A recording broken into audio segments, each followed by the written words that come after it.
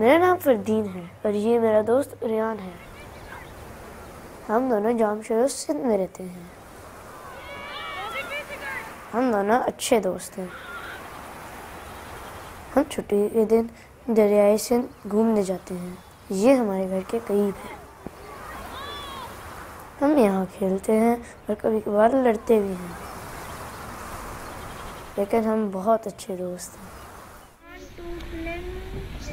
हम साथ पढ़ते हैं और स्कूल भी साथ जाते हैं।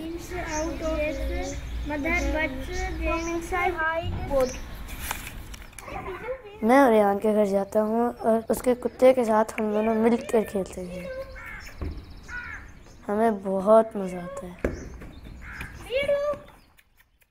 रियान मेरा बहुत अच्छा दोस्त है और हम दोनों बहुत अच्छे दोस्त हैं।